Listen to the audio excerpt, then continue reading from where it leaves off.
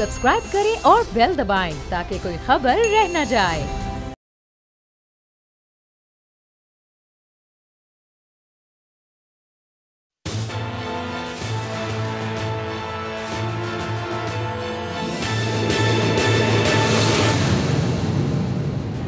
अस्सलाम वालेकुम। प्रोग्राम तज्ज़िया, मैं हूं अलीना इलियास और आज के इस प्रोग्राम में समी इब्राहिम साहब हमारे साथ मौजूद नहीं हैं क्योंकि जुमेरात को उनके वालिद का इंतकाल हुआ था और इस वजह से वो इस वक्त शोरकोट में हैं। जैसे ही वो वापस आएंगे इस प्रोग्राम का हिस्सा होंगे। खैर जी, आज जो प्रोग्राम करना था वो मैंने करना था शुगर रिपोर्ट के हवाले से, लेकिन अब से कुछ देर पहले एक बड़ी अहम खबर की है आरिफ हमीद भट्टी साहब और इसके अलावा साबिर शाकिर साहब ने, जिसमें उन्होंने नैब कवानीन के हवाले से कुछ बातें की हैं। उनका ये कहना है कि नैब कवानीन के हवाले से अपोजिशन और हुकूमत जो है वो एक पेज पे है। अगर अपोजिशन और हुकूमत एक पेज पे है तो इसका क्या मतलब है? क्योंकि इमरान खान साहब तो बहुत बड़ा अपना एक स्टांस लेकर आए थे जिसमें उन्होंने कहा था कि एक एक रुपया जो है वो मैं इनसे वापस लूंगा। अगर नैब कवानीन के हवाले से अपोजिशन और हुकूमत एक पेज पर होती है तो इसका मतलब मुकमुका हो रहा है। कुछ इस हवाले से बात करेंगे और इसके अलावा आगे चलकर हम बात करेंगे शुगर के हवाले से। आज इजलास भी हुआ, उसमें पूछा भी उन्होंने कि भाई ये क्यों जो है वो पैसे बढ़ाए जा रहे हैं। फिर गंदम के हवाले से भी एक बहरान जो है वो हमारे सामने है और जो शुगर है, शुगर माफिया के हवाले से इमरान खान साहब ने कहा है कि उनके खिलाफ क्रैकडाउन किया जाए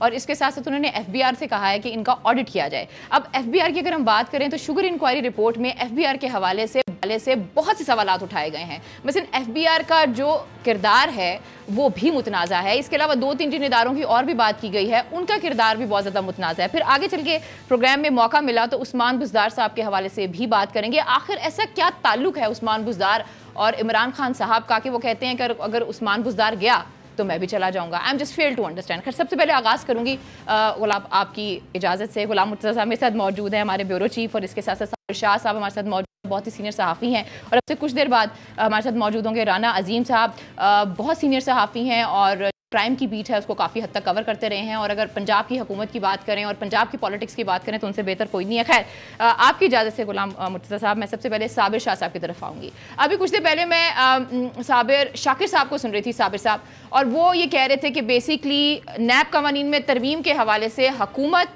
और अपोजिशन एक पेज पर है। इसका क्या मतलब है? ये मुकमुका हो रहा है?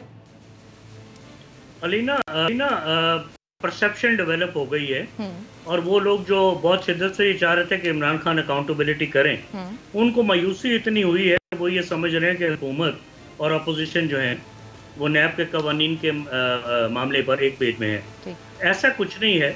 बात यह कि नैब के कवानीन में तरामीम होंगी और अगर मुबैना चोर डाकू ये समझते हैं कि उनके हक में होंगी तो वो गलती पर हैं। मैं आपको कोई होप नहीं दिला रहा हूँ। मेरा ख्याल है कि लावा अब उबलने वाला है और चीज़ें इमरान खान की अपने बस से भी बाहर हो जाएंगी, क्योंकि एक तरफ वो शोर मचा रहे हैं कि असेंबली में मुझे चलने नहीं दिया जा रहा। अब ज़हन में रहे कि हमारे यहाँ क्या सिचुएशन है। ये है bicameral legislative system of democracy, यानी House of Commons, House of Lords, lower house of parliament, upper house of parliament. यहाँ ये नहीं चल रहा। इतनी बारीक अक्सरियत से तो चल ही नहीं सकता। और नवाज शरीफ 2-3 दफ़ा मेरा ख्याल है 2/3 मेजोरिटी लेके आए, लेकिन हमारे वहाँ कुछ ऐसे अवामल कार फरमा हैं कि उनको भी 2-2.5 साल बाद छुट्टी हो गई उनकी। सो यहाँ जो सिस्टम चल सकता है बज़ाहिर वो ये है प्रेसिडेंशियल फॉर्म ऑफ गवर्नमेंट। हमारे यहाँ डिक्टेटर्स आए और बदकिस्मती कहें खुशकिस्मती कहें, मैं तो डाटा स्टैटिस्टिक्स और रिसर्च पे बात करता हूँ कि जो तरक्की अयूब खान के दौर में हुई और जो तरक्की जनरल मुशर्रफ के पहले 3-4 साल में हुई, वो मैं आपसे जरूर जानूंगी। लेकिन अभी आपने एक बड़ा अहम जुमला जो है वो अदा किया है जिसमें आपने कहा लावा जो है वो उबलने वाला है या फूटने वाला है। इससे मैं आपकी क्या मुराद लूँ? कुछ चेंज देख रहे हैं आप? इन हाउस चेंज देख रहे हैं? इलेक्शंस की बात कर रहे हैं? किस तरफ इशारा दे रहे हैं आप? इमरान खान को बाजार कोई खतरा महसूस नहीं हो रहा मेरी दानिश में। मैं बड़ा मायूस हूँ इमरान से। अगर कोई ये समझ रहा है इन हाउस चेंज, तो इन हाउस चेंज तो चौथे दिन ही आ सकती थी हुकूमत के आने के बाद। इनके पास तो बंदे ही नहीं है। कौमी असेंबली में कोई वाज़ अक्सरियत नहीं है, पंजाब में कोई वाज़ अक्सरियत नहीं है। लेकिन मैं फिर आपको कहूँगा कि हमारे जैसे मुल्कों में कुछ और अवामिल कार फरमा होते हैं जो पीछे बैठ के साइलेंट हैंड्स हैं, हिडन हैंड्स हैं, इनको पपेटियर कह सकते हैं, ये पुतली तमाशा भी करवाते हैं। उनकी मर्जी के बगैर कुछ नहीं होगा। ना मैं उस्मान बुज़दार को बदलता देख रहा हूँ आने वाले दिनों में। इमरान खान के होते हुए इकोनॉमी ने को जंप स्टार्ट नहीं किया और कोरोना ने तो वैसे ही बेड़ागर्क कर दिया और सारी दुनिया में हुआ। ठीक है। मसला ये है कि इमरान खान जिस बात पे स्ट्रेस कर रहे हैं वो ये है कि मैं कोई काम करना चाहता हूं तो असेंबली से हो नहीं सकता। चोर डाकू, मुबैना चोर डाकू और उनके नुमाइंदे भी वहां बैठे हुए हैं। सो मेरा ख्याल है ये इशारे इस तरफ हैं कि मुमकिन है पाकिस्तान में प्रेसिडेंशियल फॉर्म ऑफ गवर्नमेंट आए, और अब तो ये पोजीशन है पिछले 5-6 महीने से। अच्छा साबिर साहब, बेसिकली मैं पिछले कोई 1-2 साल से यही सुन रही हूँ कि सदारती निज़ाम के हवाले से हो सकता है जो चीज़ें हैं वो सामने हमारे आए, लेकिन इस वक्त जो यहाँ पर एक सूरत हाल है, जहाँ पर डिस्कशंस हो रही हैं, उसमें सबसे बड़ी बात की जा रही है कि बैकडोर जो डायलॉग्स किए जा रहे हैं उसमें FATF, NFC अवार्ड्स और नैब तरावीम। और FATF की हम जब बात करते हैं तो बेसिकली उन्होंने कहा कि अगर आप चाहते हैं कि इसमें हम कोई चीज़ तब्दील करें तो आपको नैब तरामीम के हवाले से हमें कुछ फेवर देनी पड़ेंगी। तो इस्लामाबाद में तो कुछ इस तरह की बातें हो रही हैं।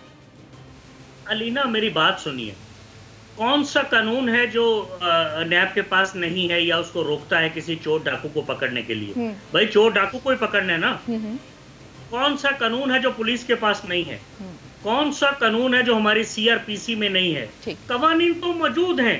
कौन सी तरामीम की बात करती हैं आप? जितने मर्जी कवानीन ले आए, अगर मैं अरबों रुपए लूटूंगा, करोड़ों रुपए के वकील करूंगा, वो वकील जो जजों के भी दोस्त होंगे, जिनके कई जज भी जिनके जूनियर होंगे और कई जज जिनकी सलाहियतों के मोतरफ होंगे, तो कानून में तो ग्रे एरियाज और लकूनी मौजूद हैं। जाए जाके जो मर्जी कवानीन ले आए, अमेरिका के कवानीन ले आए।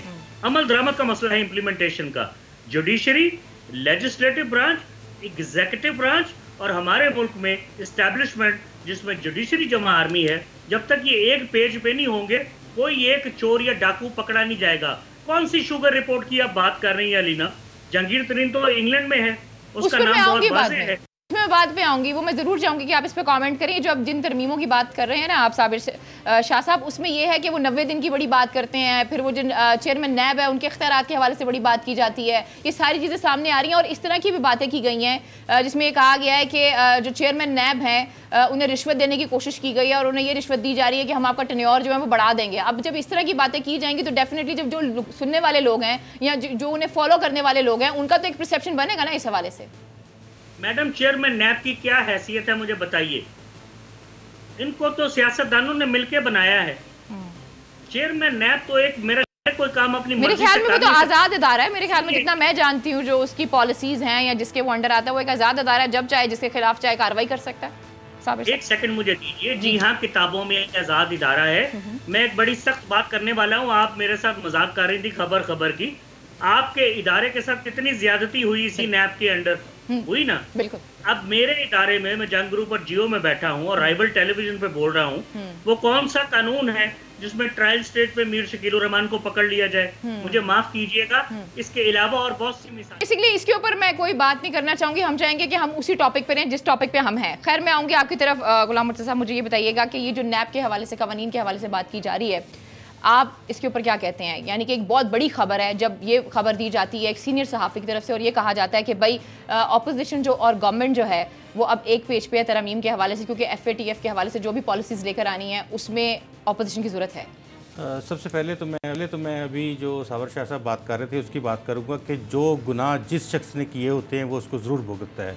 और अभी जो कुछ उन्होंने अपने चीफ एडिटर इन चीफ के हवाले से कहा, ये तमाम वो केसेस हैं जो उन्होंने वहाँ ज़मीन अलाट करवाई और वहाँ पे जाके फेवर्स हासिल की, और उसके साथ साथ उन्होंने इन तमाम लोगों को जो भी जिनके खिलाफ जो चीज़ें चल रही हैं उनको इन्वॉल्व किया। ठीक है, तो अब जाहिर है कि अगर ठीक है मेरी बात सुने, जी मुबैना हम इसके ऊपर बिल्कुल नहीं आएंगे। देखिए Shoaib, he went through a lot. अब हम ये नहीं चाहते कि जो उनके साथ हुआ है वो किसी और के साथ हो। एक चीज जो है वो ट्रायल में है, उसको हम डिस्कस नहीं करेंगे। मैं नहीं चाहूंगी कि हम इस टॉपिक को इसके साथ हम नथी करें। प्लीज, ये मेरी आपसे भी रिक्वेस्ट है और मुर्तज़ा साहब आपसे भी रिक्वेस्ट है। हम अपने टॉपिक की तरफ वापस आते हैं। जी मुर्तज़ा साहब जी, जिस तरह अभी नैब के हवाले से जो बातचीत हो रही है, देखें अगर ब्लेम करना चाहें तो ज़ाहिरी बात है कि जिस तरह बार बार इस्टेब्लिशमेंट का जिक्र किया जाता है कि जी इस्टेब्लिशमेंट जो है वो किरदार अदा करती है, क्या सियासतदान जो हैं उनके पास कभी पूरा इख्तियार नहीं आया? उन्होंने पूरी तरह से अपने जो कार्ड्स थे वो प्ले नहीं किए। इस मुल्क में कई दफ़ा इस तरह की जमहूरियत आई जिस तरह 2/3 मेजॉरिटी और इससे ज़्यादा एब्सोल्यूट मेजॉरिटी वाली सिचुएशन भी रही, लेकिन हमने देखा कि पब्लिक एट लार्ज फैसले ना हो सके। उसमें कौन सा ऐसा अमर था जो हुआ? तो अभी ये जो किया जा रहा है इसमें ये था कि हुकूमत का एक मुसवदा सामने आया, हुकूमत का था वो, उसमें अपोजिशन की राय शामिल नहीं थी। उसमें उन्होंने नैब के सेक्शन 6, 7 और 8 में तरमीम के हवाले से तजवीज़ किया था कि हम पार्लिमानी कमेटी में ये बात रखेंगे कि इस तरह से चेयरमैन नैब को जो है वो तोसी दी जाए। उनके इख्तियारात में लिखा हुआ था कि नाकाबिल तोसी उनका ओहदा, तो वो उनका था कि इस लफ्ज़ को हज़फ किया जाए और उसकी जगह पे काबिल तोसी इसको किया जाए। अच्छा, एक जो FATF की आप बात कर रही हैं उसमें ये था कि जो भी टैक्स लेवीज़ और दीगर तरह के जो फाइनेंशियल इंस्ट्रूमेंट्स हैं उनके हवाले से जो भी इख्तियारात हैं तफ्तीश के वो मुतल्लिका हुकाम और वजारतों को दिए जाए। ये बात तो हम गुज़िश्ता कई सालों से कह रहे हैं। लेकिन sir at this point of time जहां पर हम ये समझते हैं कि इमरान खान साहब का जो बयानिया है वो बहुत स्ट्रॉन्ग है और वो इसी बयानिया के साथ चलते हुए आ रहे हैं कि वो कह रहे हैं कि कोई NRO नहीं दिया जाएगा। अब बेसिकली जब हम इस तरह की सिचुएशन देखते हैं तो एक्चुअली ये NRO किसको दिया जा रहा है? अब उनके जो मुआवने खसूसी हैं वो आपके सामने, उनकी क्या सूरत हाल की जो असासाजात केस हैं और जो सारी चीज़ें हैं वो आपके सामने है। कितने लोगों के अब जो कमेटी इस पर बनाई हुई है नैब तरमीम के हवाले से, जिन मेंबर पे वो कमेटी वो है डिपेंड करती है, उन सब के ऊपर नैब के केसेस हैं। साद रफीक हैं, परवेज खटक हैं, 2-3 और लोग हैं जिसको भी आप नाम पढ़ेंगे सबके ऊपर नैब के कवानीन है और यही है जो रिव्यू कर रहे हैं। और इसमें आपकी PTI भी शामिल हो जाती है। नैब ऑर्डिनेंस है, इसको अगर आप ये देखें कि एक ओवरलैपिंग थी टुवर्ड्स FIA के जो इख्तियारात थे उसके हवाले से ये इसको क्रिएट किया गया इस अदारे को। इससे पहले आप देखें PPC मौजूद है आपके पास क्रिमिनल लायबिलिटीज़ के लिए, सिविल लायबिलिटीज़ के लिए। ये अभी जो नैब है ये हमेशा से आप जानती हैं कि इसको सियासतदानों, ब्यूरोक्रेट्स और तमाम दीगर जो लोग हैं उनको PTI अगर ऑपोजिशन के साथ बैठ के तरमीम लेकर आती है और नैब के जो चेयरमैन हैं उनके इख्तियारात को कम करती है या किसी न किसी तरीके से ऑपोजिशन को फैसिलिटेट करती है, तो मैं इसको क्या कहूँ? ये आप इस तरह कह सकती हैं कि इससे पहले 3 से 4 मरतबा ये कोशिश हो चुकी है। नवाज शरीफ ने की, तब्दीली ना हो सकी नैब कानून आप नहीं होगी अब, और उन्होंने की पाकिस्तान पीपल्स पार्टी ने, तब ना हो सकी। तो अब सवाल ही नहीं पैदा होता कि अब भी हो सके, ये जरूर होती रहेंगी। लेकिन नैब के एक जुम्बिश कलम नैब के इख्तियारात को सलब करना या नैब को ख़त्म करना अब इन लोगों के बस की बात नहीं जी है। आप क्या कहते हैं साबिर शाह साहब इसके ऊपर? वो कह रहे हैं ऐसी कोई चीज़ नहीं होनी, कोई तरमीम नहीं होनी, लेकिन यहाँ पर इस्लामाबाद में तो यही अफवाहें हैं कि भाई ये होने जा रहा है। देखिए मैडम, अफवाहों को हम खबर तो नहीं कह सकते जी। अफवाह तो ऐसी होती है, मेरी दिली ख्वाहिश भी हो सकती है।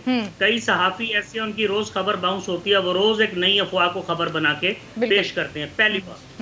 दूसरी बात, आपने फाइनेंशियल एक्शन टास्क फोर्स की बात की है। इसका एक हिस्सा अकाउंटेबिलिटी है। I want people to read कि असल में ये क्या है, उनका कंसर्न क्या है। The concern is about black economy, जिसको पैरेलल इकोनॉमी भी कहा जाता है, जिसे ग्रे इकोनॉमी भी कहा जा सकता है। ब्लैक इकोनॉमी क्या है? ये स्मगलिंग का पैसा है अनअकाउंटेड फॉर। ये वो क्या है कि बेनामी अकाउंट्स हैं आपके सामने निकल रहे हैं, बेनामी ट्रांजैक्शंस हैं। वो पैसा जो टेररिज्म में इस्तेमाल हो सकता है, जिसे रिलेटिवली इजी मनी कहते हैं, जिसे ड्रग मनी कहते हैं, जिसमें स्मगलिंग का पैसा होता है, उसमें जो हमारे जो इक़दामात हैं वो इक़दामात हुए ज़रूर हैं, इसमें कोई शक नहीं। मैं उम्मीद करता हूँ कि FATF हमें लीवरेज देगी और हमें उस ग्रे लिस्ट से निकालेगी। लेकिन अगर आप कहें कि ये हौसला अफजा किस्म के इक़दामात हैं या बड़े अच्छी पेशरफ्त है, तो ऐसा नहीं है। We need to do a lot. आप ये देखिए कि पाकिस्तान में किसी आदमी की वर्थ का पता लगाना हो तो लोग अंदाज़ा लगाते हैं। अगर जेफ बीजोस की वर्थ का पता लगाना हो, जो अमेज़न के मालिक हैं, तो लोग सीधा ही कहते हैं जी $160 बिलियन है, क्योंकि फोर्ब्स ने कहा है, फॉर्च्यून मैगजीन ने कहा है। आपके यहाँ पता ही नहीं है यहाँ कौन कितना अमीर है, किसने कितना पैसा छुपाया हुआ है, किसका कितना पैसा बाहर है, बिकॉज टैक्स फाइलिंग का जो निज़ाम है वो भी नाकिस है। FBR वाले पैसा खाते हैं। इस तरह हमारे टैक्स कंसल्टेंट है, वो सारी जिंदगी सारी दुनिया में मदद करते हैं, हमारे यहाँ कुछ ज्यादा ही मदद करते हैं। अच्छा, एक चीज है जो मैं आपसे जानना चाहूंगी, मुझे पक्के तरीके से याद है कि नून लीग एक बयानिया लेकर चल रही है और वो ये कहती है कि जितने भी इलेक्शंस, जितना जो 2018 का इलेक्शन है वो रिग्ड था, उसमें धांधली हुई है और नया इलेक्शन होना चाहिए। जब पीपल्स पार्टी के हम पिछले दिनों के बयानात देखें तो उसमें वो कहते थे कि इन हाउस तब्दीली हो जाए तो हम बिल्कुल ठीक है, नए इलेक्शन की हम बात नहीं करते। आजकल मैं ये देख रही हूँ कि बिलावल भुट्टो जरदारी साहब जो हैं वो बड़े हमें वाइब्रेंट नजर आ रहे हैं और कुछ लोग ये कह रहे हैं उनकी बड़ी यहाँ मुलाकातें, उसमें वो अब ये बोल रहे हैं कि वो भी नए इलेक्शन की बात कर रहे हैं। तो इसका क्या मतलब मैं समझूं कि नून लीग, पीपल्स पार्टी और मौलाना साहब क्या एक पेज पर आ गए हैं? देखिए, ख्याल तो तीनों का है कि ख्वाहिश तो है कि हुकूमत उलट जाए, बेशक इन हाउस चेंज हो या उसको हटा दे। अगर इस ख्वाहिश को इन्होंने अमली जामा पहनाना है तो अब तक तो इन्हें APC कर लेनी चाहिए थी, इन्हें सड़कों पे आना चाहिए था, इन्हें गिरफ्तारियां पेश करनी चाहिए थी। मैं देखूंगा जिस दिन पाकिस्तान के 3 बड़े शहरों में 1000 आदमियों ने गिरफ्तारी पेश कर दी, जिसमें फजलुर रहमान भी हो, जिसमें बिलावल भी हो, जिसमें शहबाज शरीफ भी हो, तो हुकूमत कैसे बचेगी? हुकूमत नहीं बचेगी। करके तो देखें। वो कहते हैं मशीनरी इनकी है, लोग इनके हैं, ये हमें गैदर नहीं करने देते लोगों को। गैदर नहीं कर पाए किसी मौके पे। आपके सामने नवाज शरीफ साहब जब उन्हें माजूल किया गया, सुप्रीम कोर्ट के ऑर्डर ने डिस्क्वालीफाई किया, मैं बहुत रीसेंट मिसाल दे रहा हूँ कौन से लोग थे। मैं एक और आपको मिसाल देता हूँ, यकीन कीजिए जितने लोग भुट्टो साहब का नाम लेते हैं, जब भुट्टो साहब को फांसी होने वाली थी, इसमें से 1/10 भी सड़कों पे आ जाते, जिया-उल हक ने फांसी ना देता, मैं आज आपको बता रहा हूँ। उस वक्त सारे छुप जाते हैं, सामने कोई नहीं आता। फिर कहते हैं मौसम अनकाइंड है। और भाई बेनजीर भुट्टो ने जुलाई 16 1900 मेरा ख्याल है 92 या 93 में भी एक लॉन्ग मार्च किया था। ताहिरुल कादरी ने जनवरी 2013 में धरना दिया था बड़े शदीद मौसम में। इमरान खान ने 14 अगस्त को बड़े ही हफ्स वाले मौसम में लॉन्ग मार्च किया था। इसी तरह नवाज शरीफ ने 17 अगस्त 1989 को इंतहाई हफ्स और गर्मी में जिया-उल हक की पहली बरसी के ऊपर एक लॉन्ग मार्च किया था लाहौर टू इस्लामाबाद। आप बिल्कुल ठीक फरमा रहे हैं, लेकिन मुझे आप एक चीज़ बताएं कि आपको लगता है कि अभी भी कोई एजेंडा तय नहीं होगा? जैसे पुरानी एपीसी का हाल हुआ, इस एपीसी का भी वही हाल होगा? ईद के बाद कुछ नहीं करने वाली ऑपोजिशन? भाई ईद के बाद जब एपीसी होगी तो कहेंगे जनाब जो ही कोरोना खत्म होता है हम तो जिम्मेदार लोग हैं, हम नहीं चाहते लोगों को कोरोना हो जाए। वो बात चलते चलते नवंबर दिसंबर में चली जाएगी। मुमकिन है तब तक हुकूमत अपने गुनाहों या अपनी करतूतों की वजह से खुद कमजोर हो गई हो।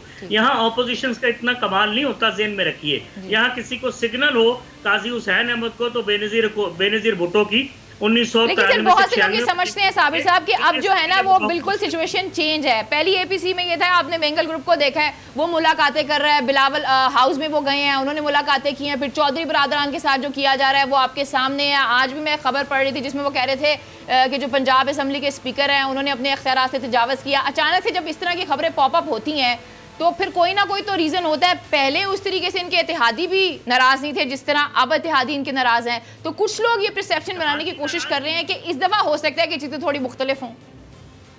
इत्तेहादी नाराज ही हैं, इनको एल्फी के साथ जोड़ा हुआ है। चौधरियों का इमरान खान के साथ क्या जोड़ है? आप माजी की तारीख उठा के देखें, आर्काइव्स में जाएं, लाइब्रेरीज में जाएं। चौधरियों को इमरान खान सबसे बड़ा डाकू कहते थे और चौधरी कहते थे कि शौकत खानम का ऑडिट करवाएं। मेंगल का क्या जोड़ है इमरान खान के साथ? एमक्यूएम के खिलाफ लंदन में पीटीआई ने मूव किया और अल्ताफ हुसैन को कातिल कहा शाहिद का, और ये वो सारे लोग हैं जो जी भाई करते थे। इनका इमरान खान के साथ क्या जोड़ है? ये तो इधर उधर से टुकड़े जोड़ के एक हुकूमत बनी हुई है, जिसने भी बनाई जैसे भी बनी। ये कोई अच्छे एलाइज तो नहीं है, ये कोई नेचुरल एलाइज नहीं है, इनकी आइडियोलॉजी कॉमन नहीं है, लेकिन ये उसी वक्त तक साथ रहेंगे जब तक कोई खास वाकया ना हो। ऑपोजिशन के अंदर इतना दमखम नहीं है कि इनको हिला दे, मैं आपको बता रहा हूँ। अच्छा, ना इनकी जुर्रत है कि अलहदा हो जाए। मैं आपकी तरफ आऊँगी, यही सवाल मेरा आपसे है। आपको क्या लगता है जो साबिर शाह साहब ने बात की है 100% ठीक है, कुछ नहीं होने वाला, कोई तब्दीली नहीं देखते आप? देखिए, तब्दीली जिस तरह से बार बार उनका एक एम्फसाइज है कि शायद हम सदारती निज़ाम की तरफ बढ़ रहे हैं और सदारती निज़ाम की तरफ जाएंगे। सवाल ये उभरता है कि सदारती निज़ाम कैसे लाया जाएगा? क्या नई कानून साज असम्बली बनेगी, वो इसका मैंडेट लेके आएगी अवाम से, उसके बाद हम कॉन्स्टिट्यूशन चेंज करेंगे अपना, कॉन्स्टिट्यूशन की तब्दीली के बाद हम सदारती निज़ाम की तरफ बढ़ेंगे? ऐसा क्या मुमकिन है? क्या कोई कलम उठाएगा और लिख देगा अब ज़ोरे बाजू कि आज के बाद सदारती निज़ाम होगा? तो क्या सदारती, ये बातें करना बड़ा आसान है। डेमोक्रेसी जैसी भी है, जिस तरह की भी है, अभी लुली लगड़ी जमहूरियत जिस तरह से चल रही है, लेकिन इसके साथ एक आइन मौजूद है। कोई उस ट्राइकाटमी ऑफ पावर्स को माने या ना माने, लेकिन वो एक हकीकत है कि पार्लिमान के पास मुक़्तदर आला का इख्तियार है और उसके साथ जो अदारे जुड़े हुए हैं वो उसको सबॉर्डिनेट करते हैं, वो उसको उसके काम की तशरीह करते हैं। तो बात ये है कि ये कमी बेशी हो सकती है इन अदारों में। ये हो सकता है कि कोई ना कोई किसी न किसी जगह से कुछ सबक ले रहा हो, तीर नहीं चला सकते, लेकिन ये ऐसे कैसे कहा जा सकता है कि ये हुकूमत अगर फेल होगी, ये हुकूमत इस तरफ जाएगी, 3 महीने बाद ये हो जाएगा। देखिए, ये सारे बातें करने की हद तक तो बड़ी ये बात है, लेकिन जाहिर है कि अगर मैंडेट आपके पास किसी के पास भी होगा सदारती निज़ाम का, तो तभी सदारती निज़ाम वो आ जा सकेगा। मुर्तज़ा साहब ने जो सवालात उठाए हैं, गुजारिश ये है कि ये कहाँ लिखा है कि सदारती निज़ाम डेमोक्रेसी नहीं होती। भाई रिपब्लिकन सिस्टम देखें, आप प्रेसिडेंशियल सिस्टम देखें, इसको एग्जीक्यूटिव ब्रांच कहा जाता है। सिर्फ अमेरिका की मिसाल ले लें, दुनिया के 65 मुल्कों में लेकिन वो ये कह रहे हैं इसको करने के लिए तरीका क्या होगा। मेरा मतलब है वो शायद इस चीज को वो टारगेट कर रहे हैं कि हमारा आइन इसकी इजाजत देता है। जो है वो बराह रास्त इंतखाब जो है वो नहीं करता, वो नेशनल असम्बली के इंतखाबात कराता है, वो हमें सूबाई असम्बलियों के इख्तियारात। जी जी जी, over to you Sabir Shah साहब। एक तो मैंने अर्ज किया कि जिस तरह एग्जीक्यूटिव ब्रांच के नीचे लेजिस्लेटिव ब्रांच फंक्शन करती है, जहां तक है प्रैक्टिकलिटी ऑफ डेमोक्रेसी, आपके सामने उन मुल्कों में बहुत सारी अच्छी डेमोक्रेसी मौजूद है। अब ये सवाल ठीक है कि होगा कैसे। अब होगा कैसे, यहाँ आइन में मेरे ख्याल में 2 दर्जन से ज्यादा तरमीम हो चुकी हैं। यहाँ आइन में तरमीम करवानी हो या करनी हो किसी ने, को ऐसा मुश्किल नहीं। अगर तो आईनी तरमीम से होगा वो भी हो जाएगा। मैं आपको कह रहा हूँ हम उस तरफ जा रहे हैं। मैं आपको खबर नहीं दे रहा कि ये होने लगा है। ठीक है, मैंने भी वो बातें सुनी हैं जिनको मैं अफवाहों से बेहतर अफवाह समझता हूँ। मैंने आपको नहीं कहा कि मुझे किसी ने कहा ये होने लगा है। मैं अगर मुमकिन है ये मेरी ख्वाहिश हो, एंड हाइंडसाइट मुमकिन है ये मैं कह रहा हूँ कि अगर ये वाला सिस्टम नहीं चलता तो इसको चला के देख लें। ये होना मसला नहीं है। ये बुक्स चेंज करनी होती हैं। अगर यहाँ कोई लॉ एक्सपर्ट बैठे होते तो हम उनसे गाइडेंस लेते। मेरा इल्म जरा महदूद है कि ये कैसे होगा। अगर होने की बात है, बहुत ही एफिशिएंट सिस्टम है। मैं ये चाहता हूँ, मैंने सिस्टम को पढ़ा है कि ऐसा हो अगर ये वाली असेंबलीज नहीं चल रही। बात समझ रही हैं आप? जी, मुझे समझ आ गई आपकी बात। ज़्यादा मुझे लगता है कि इसकी डिटेल में जाने की जरूरत नहीं है। खैर मैं दोबारा आऊँगी, अपनी एपीसी वाला सवाल मैंने आपसे एक और करना है। मुझे ये बताएं कि बहुत से लोग ये समझ रहे हैं या सोचते हैं, वो ये कह रहे हैं कि बेसिकली जो शहबाज शरीफ साहब हैं या नून लीग जो है वो खुलकर इसलिए नहीं खेल रही है क्योंकि वो इंतज़ार कर रहे हैं मरीम नवाज़ साहिबा की पॉलिसीज़ का, कि मरीम नवाज़ साहिबा आएँ और कोई बयान दें या कोई पॉलिसी बताएं। इस वजह से बिलावल के साथ, नून लीग के पीपल्स पार्टी के साथ और मौलाना साहब के साथ बात जो है वो ठीक तरीके से नहीं हो रही है। किसी भी ऊँट जो ऊँट है वो किसी भी करवट नहीं बैठ रहा है। तो आप इस हवाले से क्या समझते हैं कि ये ठीक जो वो एक बात करते हैं, इसमें कोई आपको जान नज़र आती है इस स्टेटमेंट में? मुझे जान नज़र आती है, ये बात मेरे दिल को लगती है, क्योंकि मरियम की खामोशी बड़ी मानी खेज है। आप देखें कि वो तो ट्विटर पे बहुत एक्टिव थी, उनके लोग सोशल मीडिया पे बहुत एक्टिव थे। बहुत अरसे से जब से उनके वालिद गए बिल्कुल खामोश हैं। शहबाज शरीफ और मरियम के कैसे ताल्लुकात हैं ये मैं नहीं जानता हूँ। मेरे पास भी वो रिपोर्ट्स हैं जो आपके पास है कि चाचा भतीजे की नहीं बनती, हमजा मरियम की आपस में नहीं बनती। एग्रीड।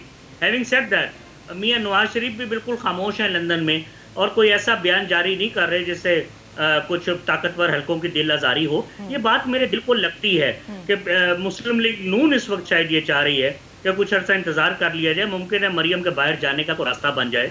कोरोना तो अभी चल रहा है और एहसन इकबाल कह रहे हैं कि जब तक कोरोना खत्म नहीं होगा, नवाज शरीफ साहब का ऑपरेशन खत्म नहीं होगा, अगरचे वो बाहर बैठ के कॉफी शॉफी पी रहे हैं।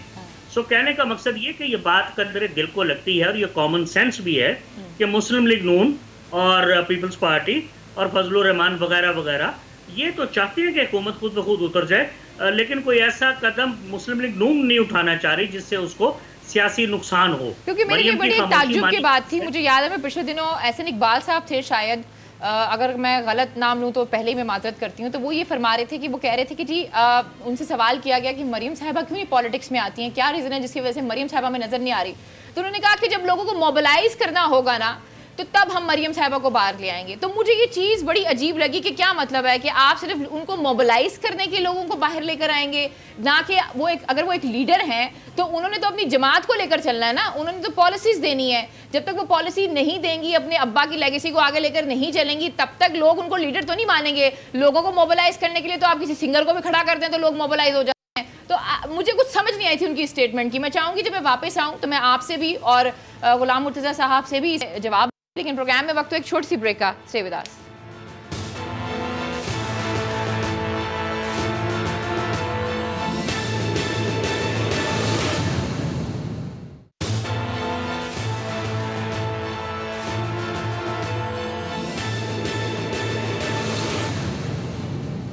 वेलकम बैक नाज़रीन, फिर आपको खुशामदीद कहते हैं। और जो ब्रेक पे जाने से पहले मैंने एक सवाल किया था, ख्याल में मैं दोबारा से कह रही हूँ, मैं माजरत कर लेती हूँ अगर मैं गलत नाम लूँ। एहसन इकबाल साहब ने ये बात की थी मोबिलाइजिंग के हवाले से।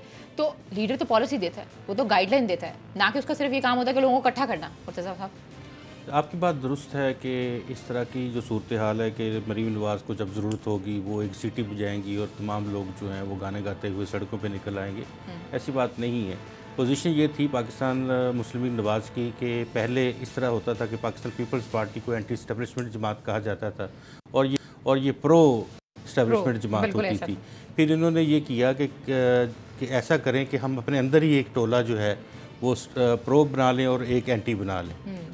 इसको देखते हुए मियां शहबाज शरीफ और उसके जो अलाइज़ हैं, जो उनके साथ जो लोग कनेक्टेड, उनको उन्होंने प्रो इस्टेब्लिशमेंट का नाम दे दिया और मियां नवाज शरीफ जो थे वो एंटी इस्टेब्लिशमेंट और उनकी बेटी और उनके हवारी हैं 8-10 लोग, वो उसमें आ गए।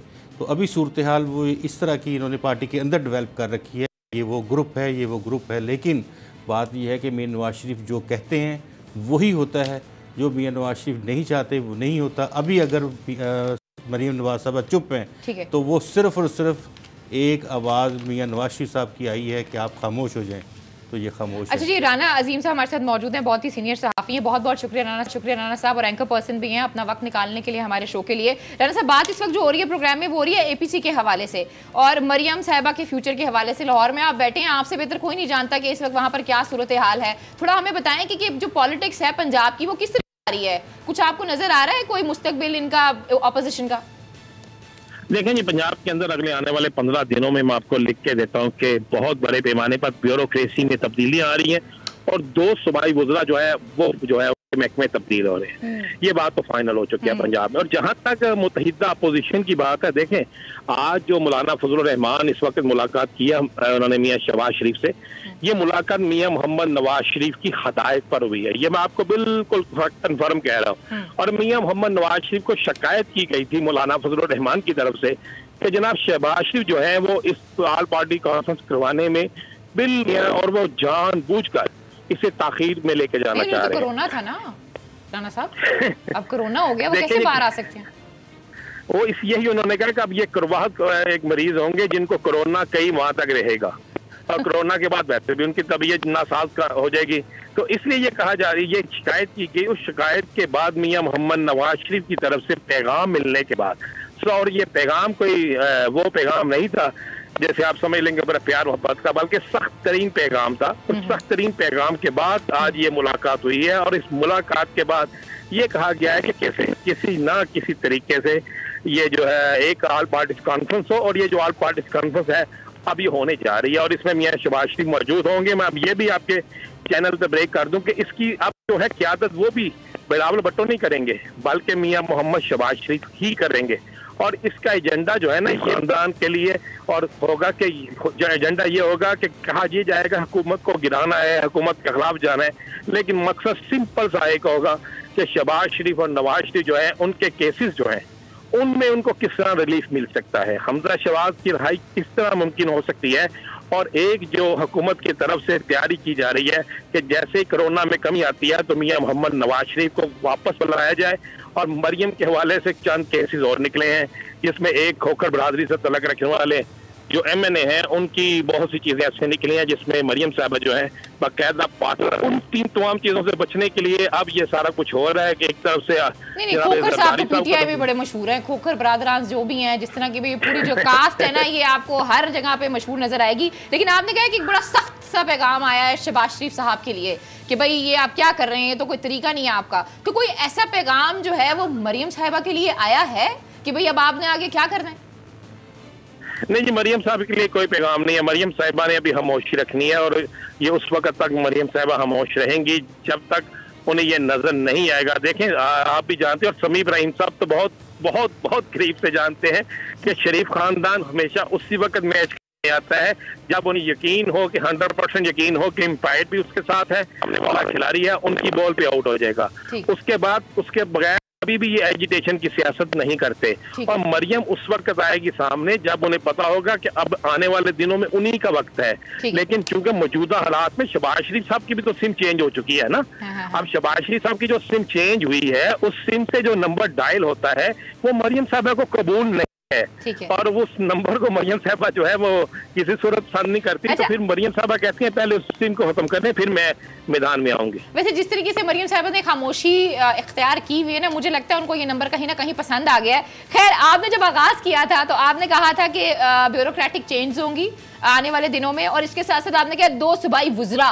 ये जो वुज़रा 2 आप सूबाई मुझे बता रहे हैं, इनका ये करीब है उस्मान बुज़दार साहब के, या उस्मान बुज़दार साहब की लॉबी में ये लोग शामिल नहीं है? उनकी लॉबी के हैं, उनकी लॉबी के बाहर क्या है, ये तो बताएं। नहीं, उस्मान बुज़दार साहब की लॉबी में वुज़रा शामिल नहीं है। माजरा से उस्मान बुज़दार साहब की लॉबी में ज्यादातर ब्यूरोक्रेट शामिल हैं। अच्छा। और उस्मान बुज़दार साहब की लॉबी में जो लोग शामिल हैं उनमें ये दोनों वुज़रा शामिल नहीं है। अच्छा। ये दोनों वुज़रा जो है इनका तल्लक जो है, एक का तल्लक लाहौर से है और मैं ये भी इशारा करता जाऊँ कि ये उस बोर्ड में शामिल हैं जो गुजरांवाले की एक नशिस्त के लिए बना हुआ है। अच्छा। और एक वजीर जो है उसका तल्लक है वो जनूबी पंजाब से है। और ये दोनों वज़रा जो हैं ये इस कोशिश में शायद कभी इनकी लॉटरी भी निकल आए और ये भी ऊपर जाकर वज़ीर आला हाउस में वज़ीर आला बन के बैठ जाए। तो उस्मान बुज़दार साहब मजीद मजबूत हो रहे हैं। अगर दोबारा ब्यूरोक्रेटिक चेंज आ रही है तो उसका मतलब ये है यानी कि वही रहेंगे, जहां पर वो हैं वहीं पे रहेंगे। जी देखें, बुज़दार साहब अभी नहीं जा रहे, ये मैं आपको बिल्कुल कंफर्म कह रही हूं। उस्मान बुज़दार नहीं जा रहे। ठीक है, मैं आपको एक शॉर्ट सुनाती हूं। बहुत ही सीनियर एनालिस्ट हैं और बहुत ही सीनियर हैं सुहेल वड़ाइच साहब। उन्होंने 3-4 दिन पहले एक इंटरव्यू दिया है अपने ही एक प्रोग्राम में, तो जहां पे उन्होंने जो फरमाया मैं चाहूंगी पहले आप वो सुन लें, फिर उसके बाद मैं आऊंगी राना साहब की तरफ भी और साबिर साहब की तरफ भी और गुलाम मुर्तज़ा साहब की तरफ। जी राना साहब, अब हमारे जैसे जो लोग हैं जो बड़े जूनियर हैं जो देखते हैं, आप लोग आपको भी देखते हैं, सुहेल वड़ाइच साहब को भी देखते हैं, वो तो एक अजीब इंतशार का शिकार हैं कि भाई एक्चुअली रियलिटी है क्या। तो आप बताएं, अब ये सुहेल साहब ने जो इतना बड़ी बात की है, उन्होंने कहा कि बेसिकली तो उस्मान बुज़दार साहब के पर कटे जा रहे हैं और जब चाहें इमरान खान साहब चाहें जिसको मर्जी निकाल सकते हैं। देखें, इमरान खान साहब पार्टी के हेड हैं, वो निकाल सकते हैं, इसमें तो कोई दूसरी राय नहीं। लेकिन जहां तक हमने हमारे पाकिस्तान के जो बड़े नामवर तजियाकार हैं, मैं किसी का नाम नहीं लेता, आपने एक नाम ले लिया, और भी बड़े तजियाकार हैं, ये तो पिछले 20 कालम सब के उठा के देख लें तो उसमें 20 कालम में तो ये बुज़दार को भी फारिग करवा चुके हैं, शहबाज शरीफ को बड़ी अच्छी जगह पहुंचा भी चुके हैं। ये तो वो लोग हैं जिन्होंने जुलाई के पहले हफ्ते में आमद भी करा दी थी मियां मोहम्मद नवाज शरीफ की। लोग होते हैं। मेरा आपसे एक सवाल है, मुझे ये बताएं, अचानक से जो इस तरह की खबरें हैं वो पॉपअप क्यों होती हैं? हर 6 महीने बाद ऐसी खबर क्यों आती है कि उस्मान बुज़दार साहब जो हैं वो जाने वाले हैं? ये कौन से जराए हैं? और एक और सवाल मेरा आपसे होगा, मुझे ये बताएं कि आखिर उस्मान बुज़दार साहब का और इमरान खान साहब का ऐसा क्या ताल्लुक है, ऐसा क्या राज है कि जब भी कोई बात आती है तो वो अवाम के मैंडेट को साइड पे रखते हैं और वो ये कहते हैं अगर उस्मान बुज़दार गया तो मैं भी चला जाऊंगा। वोट तो इमरान खान को दिया ना लोगों ने सर। नहीं, इसमें कोई शक नहीं कि तहरीक इंसाफ का वोट इमरान खान का वोट है और जिस तरह मुस्लिम लीग नून का वोट मियां मोहम्मद नवाज शरीफ का वोट है। हमें इस बात को मानना चाहिए। पीपल्स पार्टी का वोट भट्टू का वोट है। ये चीजें बिल्कुल अटल है। मजाक उड़ाते हैं फिर जब वो ये कहते हैं कि भाई ये उस्मान बुज़दार गया तो मैं भी चला जाऊंगा, उस मैंडेट का मजाक उड़ाते हैं। दरअसल नहीं, बिल्कुल आपकी बात दुरुस्त है। इमरान देखें, मैं समझता हूँ कि उनकी चॉइस है उस्मान बुज़दार, क्योंकि अब पंजाब के लोगों को देखें ना, पंजाब के लोगों को एक आदत पड़ गई थी कि एक बड़े शूज वाला एक वजीर आला हो और वो वजीर आला हो जो यहाँ पर आके बहुत सी ऐसी चीजें कर जाए जिसे देख के लोग समझे बल्ले बल्ले जो बहुत अच्छा हो गया। अब मियां शहबाज शरीफ ने ऐसा कौन सा काम कर दिया है कि जो उस्मान बुज़दार नहीं कर सका। ठीक है, मैं इसका सवाल जो आपने सवाल उठाया ना, साबिर शाह साहब मेरे साथ मौजूद हैं और गुलाम मुर्तज़ा साहब भी मेरे साथ मौजूद है। इस सवाल का जवाब इन दोनों के प्रोग्राम में वक्त हुआ है। एक छोटी सी ब्रेक का, जब ब्रेक से वापस आते हैं इस पर बात करते हैं। Stay with us.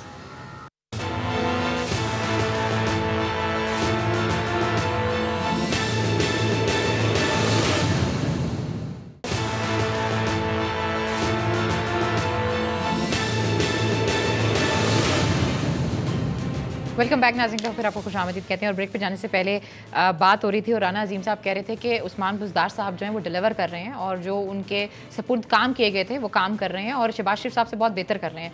तो साबिर शाह साहब, आपका इस हवाले से क्या कहना है?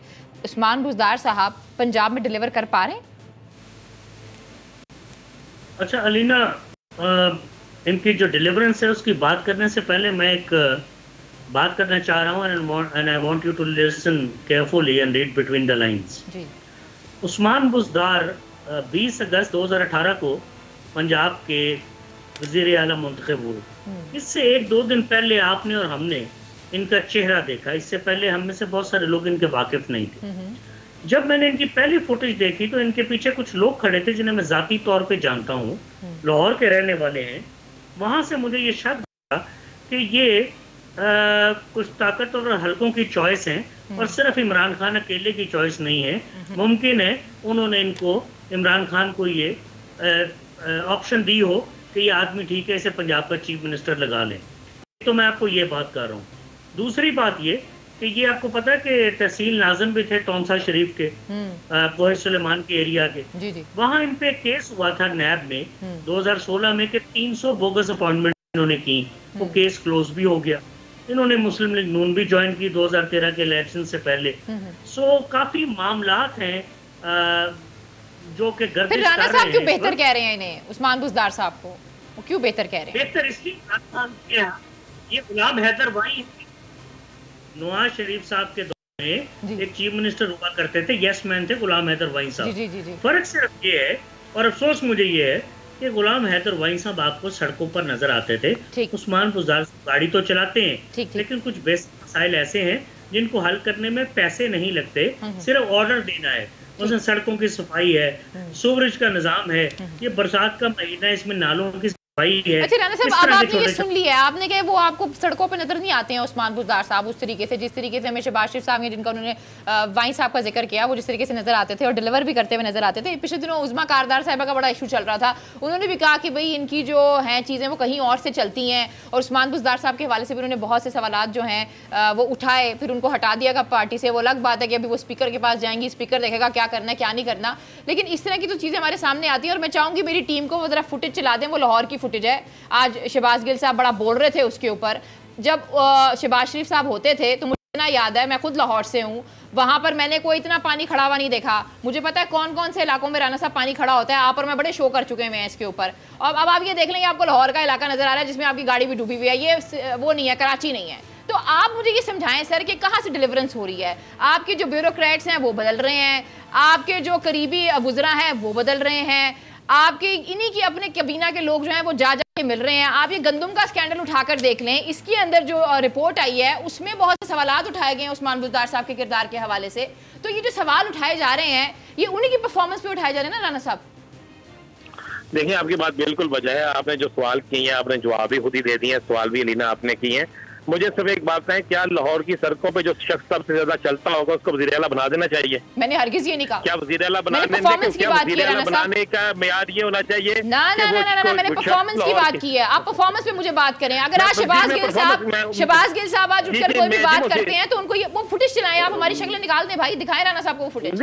देखिए, शहबाज गिल साहब की बात का सवाल का जवाब, इनकी बात का जवाब जो है वो वही दे सकते हैं। मैं तो ये बात जानता हूँ, एक छोटा सा सहाफी या एक तालिब इल्म होने की हैसियत से मैं लाहौर शहर में रहता हूँ और मैंने आपके साथ इसी लाहौर शहर में बड़े प्रोग्राम किए हैं, हमने सड़कों पे जाके प्रोग्राम किए हैं। मामला सिर्फ इतना सा है कि शहबाज शरीफ जो करता था वो दिखा देता था। शहबाज शरीफ को पता था, देखिए उनकी मुद्दत इस पंजाब के अंदर 27 साल है, वो किसी न किसी सूरत में इस पंजाब के अंदर रहे हैं। एक नायब तहसीलदार से भर्ती होने के बाद ऊपर जाने वाला शख्स उन्हीं के हाथ से गुजर के गया है। उनके हल्के का हर दूसरा शख्स ASI से लेकर एक्साइज से लेकर दीगर दारों में मौजूद है। ब्यूरोक्रेसी हर चीज उनके हाथ में थी, उनको पता था किस तरह चलाना है। बदकिस्मती ये है कि पंजाब के अंदर पहली दफा आपने एक बिल्कुल उस तबके से लेकर वज़ीर आला बना दिया।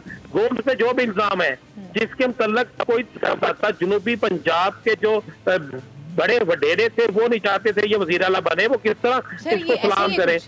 तो लाहौर से तलक रखने वाले तगड़े ताने संभली नहीं चाहते थे, यहाँ हमारे ऊपर बैठे तबादले MP आके मिलते हैं, वो कहते हैं हमारे लोगों को आप इंडक्ट करें। बात ये है कि जो लेवल था आपके यहाँ सफाई का, सुथराई का, पूरे सूबे में गवर्नेंस का, और उसके साथ ये था कि कौन सी चीज़ कहाँ पे जानी है, क्या रखना है, कौन से ब्यूरोक्रेट्स के साथ काम चलाना है, डिस्ट्रिक्ट गवर्नेंस कैसे करनी है, डिवीजनल गवर्नेंस कैसे करनी है, वो आज आप नज़र मारें तो आपको शायद पूरे पंजाब, जनूबी पंजाब से लेके भावलपुर से लाहौर तक और रावलपिंडी तक आपको कहीं वो चीज़ नज़र नहीं आती। इवन इतना बड़ा पेंडेमिक गुजरा वो आपको कहीं नज़र नहीं आए। उसके साथ साथ आप ये देखें कि बेरोजगारी है। मेरा आपसे एक सवाल है, मुझे बताएं, ये जो गंदम का बहरान चल रहा है, ठीक है, इसके अंदर जिम्मेदार कौन है? जहांगीर तरीन साहब या उस्मान बुज़दार साहब? कौन जिम्मेदार है? रिपोर्ट के हवाले से इसके जिम्मेदार मैं समझता हूँ बिल्कुल उस्मान बुज़दार है। अच्छा, वजीर आला है। अगर नीचे को करप्शन करता है, जवाब इन्हीं को देना पड़ेगा। नीचे वो गलती होती है, अथॉरिटी किसने दी थी राना साहब कि वो जो है वो मीटिंग को चेयर करें और पूरे एग्रीकल्चर डिपार्टमेंट को वो देखें और वो ये डिसाइड करें कि अफगानिस्तान में गंदम भेजनी है या नहीं भेजनी? किसने अथॉरिटी क्यों नहीं है? सबसे बड़ा सवाल किसी ने अथॉरिटी नहीं दी थी, किसी ने अथॉरिटी नहीं दी थी। ये उसी तरह है जिस तरह मरियम नवाज बैठ के वज़ीर आज़म हाउस में पूरा पाकिस्तान चलाती थी, ये उसी तरह है जिस तरह शहबाज का बेटा। अब हम बात कर रहे हैं नए पाकिस्तान की। मुझे तो नए पाकिस्तान से बिल्कुल गलत था। जहांगीर तरीन को ये कोई हक हासिल नहीं था, जहांगीर तरीन को ये कोई हक हासिल नहीं था कि वो किसी मीटिंग को चेयर करता, और जो लोग उनके साथ बैठे थे वो उसके जुर्म में बराबर के शरीक हैं, चाहे वो उस्मान बुज़दार हो, चाहे गुजरा हो, चाहे कोई भी शख्स हो। ये तो बड़ी क्लियर बात है कि एक शख्स जो है जिसको और उससे सब कुछ उसके जरिए होता है, तो वो बिल्कुल वो भी मुजरिम है, और उनके साथ जो कॉम्पिटेंट चीफ सेक्रेटरी थे उनको भी हटा दिया गया। उनकी परफॉर्मेंस के हवाले से अगर आपसे भी मैं सवाल करूँ ना, तो आपने कहना था उनसे बेहतर चीफ सेक्रेटरी कोई नहीं है। मैं उनका फिलहाल नाम नहीं लूंगी, लेकिन प्रोग्राम में जो वक्त है वो ऑलमोस्ट खत्म हो चुका है। साबिर शाह साहब आपका भी बहुत बहुत शुक्रिया, आपका भी बहुत बहुत शुक्रिया। गुलाम मुर्तज़ा साहब आपका भी बहुत बहुत शुक्रिया। लेकिन जाने से पहले एक जो बहुत बड़ी लॉलीपॉप दिया आज गवर्नमेंट ने, उन्होंने कहा है कि ये जो ऑडिट करें आप शुगर मिल्स का, FBI से कह दिया उन्होंने। FBI, अगर आप वो शुगर की रिपोर्ट पढ़ें तो आपको पता चलेगा कि FBI ने कहाँ कहाँ किस किस तरीके से ये जो शुगर की जितनी भी आपकी मिल्स हैं इन्हें किस तरीके से फैसिलिटेट किया है। तो थोड़ा आवाम को इस तरीके से आप गुमराह ना करें। अगर आपने एक्शन लेना है तो सही तरीके से एक्शन लें। जहांगीर तरीन साहब को वापस बुलाएं और बताएं कि आखिर आप ये जो चीनी है ये उस दाम में क्यों नहीं बेच सकते जिसका आपने वादा किया हुआ है। खैर जी, आज के प्रोग्राम से मुझे इजाजत दीजिए। अपना बहुत ख्याल रखिए। अल्लाह ने के बाद।